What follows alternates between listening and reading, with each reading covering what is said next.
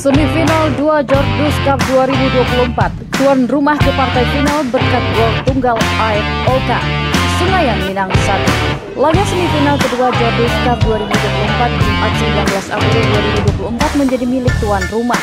Tiket final diraih tuan rumah usai tundukan duo Suwarna dari Darmasraya dengan skor tipis 1-0. Gol dibukukan oleh mantan pemain Delta Sidoarjo Aet Oka pada menit kelima. Sayang, bek jangkung ini tak bisa tampil di partai final karena pada laga semifinal dia harus menerima hukuman kartu merah usai melakukan pelanggaran keras terhadap pemain duo Suwarna, Syahrul Akmal. Di partai final, Jordus FC sudah ditunggu oleh PS Sago Team yang sebelumnya sudah kalahkan perlawanan S7 FC Jakarta 3-1 Kamis 18 April 2024.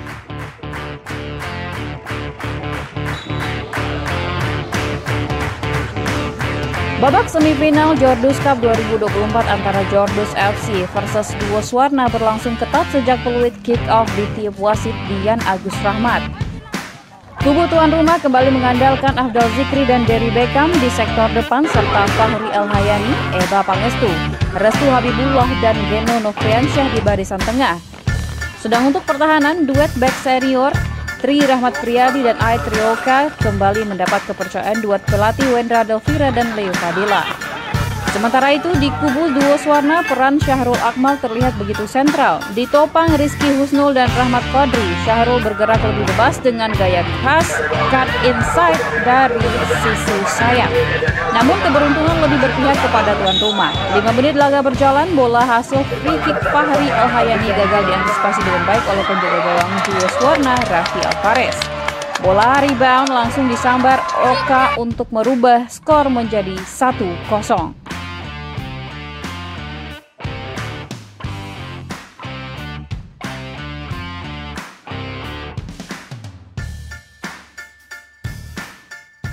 Tertinggal 1 gol, tim tamu berkali-kali mencoba tim tuan rumah. Sebuah kombinasi Syahrul Akmal dan Rizky Husnul Penyok berakhir dengan bola placing Syahrul yang masih melambung di atas gawang Aldi Nata Ihsan. Begitu pula halnya dengan tim tuan rumah, Afdal Yusra mendapat peluang matang hasil dari bola crossing Fahri El-Hayani. Sayang masih gagal untuk dimanfaatkan putra Padang Panjang tersebut.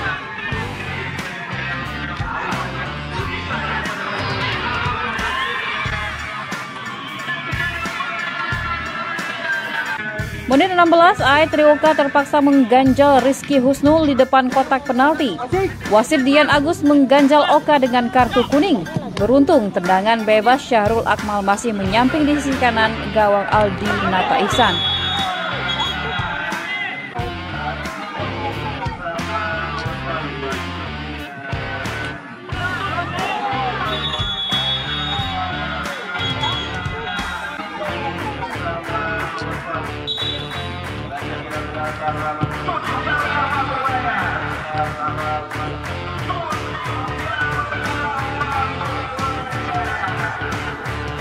Jordus kembali mengancam. Pergerakan Restu Habibullah diakhiri dengan sebuah umpan tarik yang andai saja tidak gagal dimanfaatkan Fahri Doria, Jordus dipastikan menggandakan keunggulan. Begitu juga dengan peluang heading Afdal Yusra usai menerima umpan silang Rivaldo Lorenzo Diaz sebelum juga kunjung menemui sasaran. Tak sampai di situ, serangan Jordus semakin gencar. Pergerakan lincah dari Beckham dilanjutkan sebuah umpan terobosan kepada Restu. Lagi-lagi, sepakan Restu belum mampu menggandakan keunggulan tuan rumah.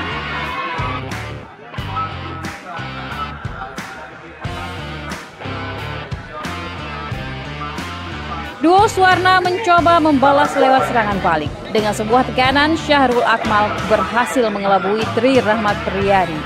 Tinggal berhadapan 1 lawan 1 dengan Aldi Nata Ihsan, sepakan Syahrul justru tepat mengarah kepada kiper.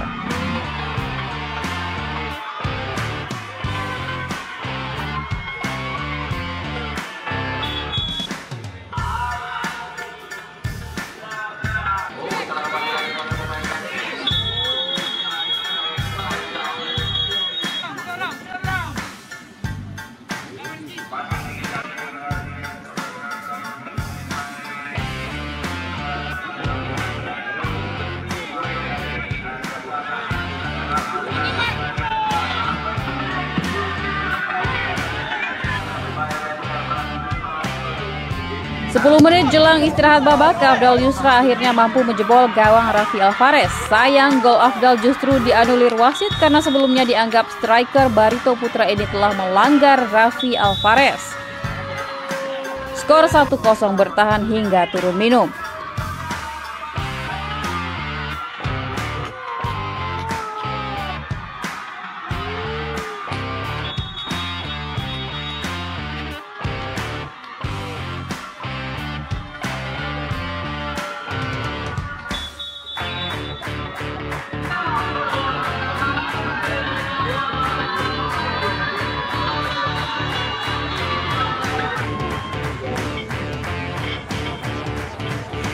Memasuki babak kedua tim melakukan beberapa pergantian pemain. Di kubu Jordus, Leo Fadilah menarik Restu Dalu memasukkan young talentnya Muhammad Kakasheva. Sedangkan pelatih tim tamu M. Kamel menarik M. Iqbal dan memasukkan Dery Sebastian. 6 menit babak kedua berjalan, ancaman pertama datang dari Jordus FC. Sebuah umpan brilian dilepaskan Eba Pangestu dan mengincar Dery Beckham. Namun Dery kalah cepat dibandingkan M. Putra. Blocking yang dilakukan pemain asal Kabupaten Sijunjuk ini berhasil menghadang sepakan Dery. Begitu juga dengan peluang Afdal Yusra. Bola silang dari Dery Beckham masih belum bisa dikonversikan Afdal menjadi gol.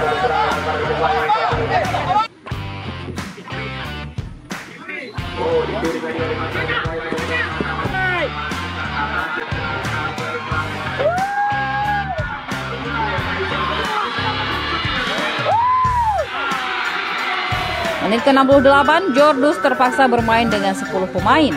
Wasit menghukum Aib Oka dengan kartu merah usai tackle kerasnya kepada gelandang duo Swarna Hilal Hamdi. Kehilangan Oka memaksa Jordus lebih banyak bertahan. Sayang, keadaan ini belum bisa menguntungkan duo Swarna.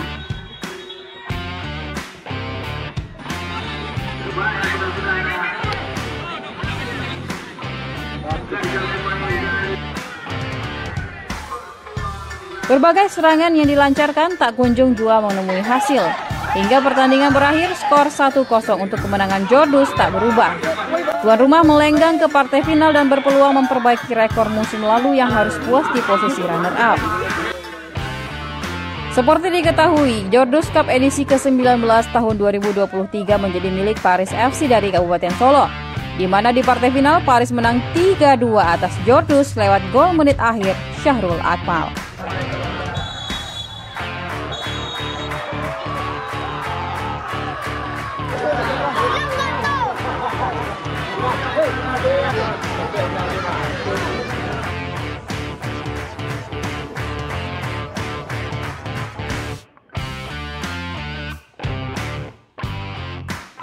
Sebelumnya, saya berterima kasih kepada tim pelatih dan rekan tim yang telah berjuang dan kerja keras selama pertandingan ini. Dan terima kasih juga kepada Ortosek yang telah memberikan Man of the Match kepada saya. Dan semoga Jordus di tahun ini juara. Terima kasih. Pertama kami mengucapkan terima kasih kepada panitia Jordus Cup yang telah mengadakan event ini. Ya, kami dari duo Swarna pada sore hari ini main cukup bagus, cuman nasib yang belum berpihak kepada kami.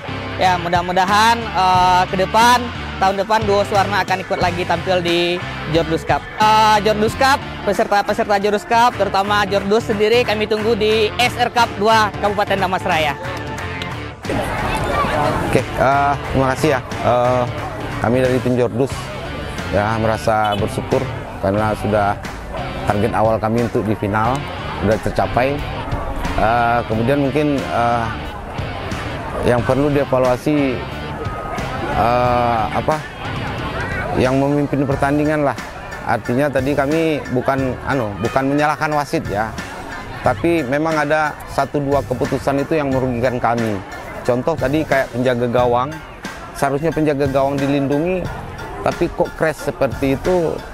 Sampai crash seperti itu. Seharusnya ada pergerakan penjaga gawang, wasitnya udah awasi dulu ya. Mungkin dalam satu hari ini mungkin ada penambahan untuk stopper karena memang kami kekurangan di lini belakang gitu.